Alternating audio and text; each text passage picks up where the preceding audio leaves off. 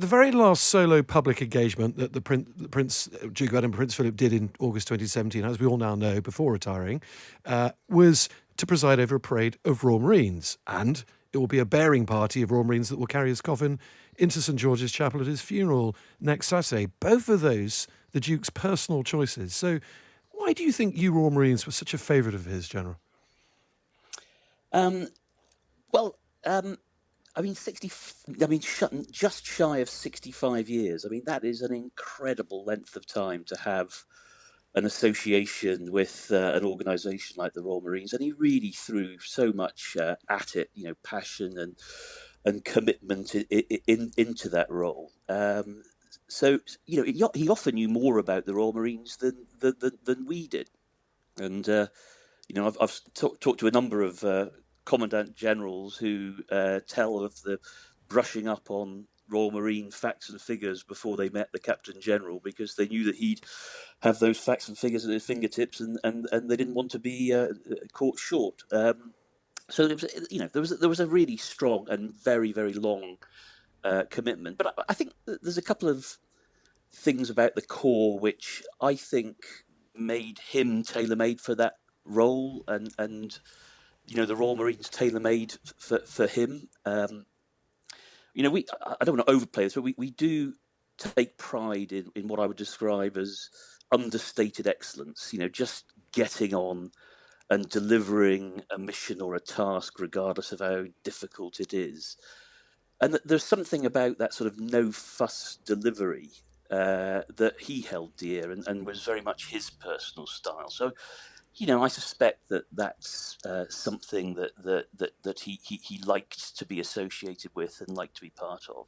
Mm. And then the second thing I'd say is that the Corps is small enough, it's elite enough to have a remarkable family ethos and family spirit for those serving, those retired Royal Marines, those families and loved ones of those associated with the Royal Marines. And I know that he really felt part of that family. We certainly believed him to be very much part of it, indeed at the very head of it.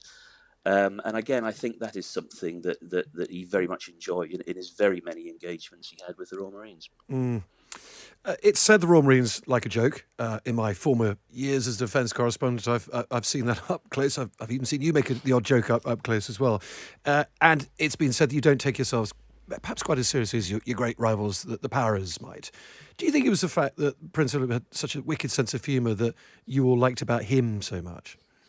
I think there's something in that too. Yeah, I mean, that wicked sense of humour was always, just below the surface, and he was always ready to deploy it, at any occasion, and that was very much enjoyed by the Royal Marines. I mean, I was reminded by an ex-Commandant General, Charlie Stickland, of a story where he attended a parade in the aftermath of the 3 Commando Brigade's tour of Afghanistan, and met on parade a young Marine who'd been injured and had lost a limb early on in the tour, and took a great deal of interest in the prosthetic limb and how he was getting on, and really, spent some time with the guy. But on parade, he had him roll his trouser leg up and had him jogging on the spot. Much to the amusement of everyone around, but also to the huge sort of pride and perhaps a tiny bit of embarrassment of the individual Marine. So that's the sort of thing that he was always ready to do. He wasn't always following convention. He was prepared to sort of stretch that a little, and as you say, that humour was never far from the surface. And he found it just as easy to talk to your young new recruits, your 17, 18-year-olds, as he did to wizened old generals like your good self. I go further. I think he much preferred to talk to the youngsters and those that do the real business than he did the likes of me. I mean, we hosted him at 40 Commando after the return from Iraq, where you and I spent a bit of time together, Tom. And, we were all geared up for a senior presentation. Of course, he was far more interested in talking to the young Marines who'd done the real business, and genuinely interested in learning from them. And of course, this is a man with enormous military experience, enormous combat experience, but he was never. He was always ready to sort of to listen to the stories and the experiences of others. You spent a lot of time around him. I think you were there with Prince Philip during his last official engagement at the parade of Royal Marines outside Buckingham Palace in the rain, which he insisted on carrying out, I think at the age of 96 in his bowler hat, despite the rain pouring down. Do you have a most favourite personal memory of your interaction with him? Yeah, I mean, I've got a number on that very visit when he came to the unit. Way over time, because he'd spent so much time chatting to the Marines. So the last serial of the day was meeting the families over sort of a bite to eat, and I had intended to sit in the back of the car with him on a sort of 5-minute journey down to where this was going to be held, and sort of brief him up on what was happening. And of course, I had mistakenly over-engineered the whole thing and made it far too regimental. He spent the entire 5 minutes telling the driver that if you want to drive over speed bumps, you do so obliquely, so that only one tyre goes over at a time, and therefore you don't get the jolt. I didn't have any time at all to brief him on the event. He breezed in. He was effortless with the families, some of whom are always quite nervous at this. Put them at ease. He gave everyone time.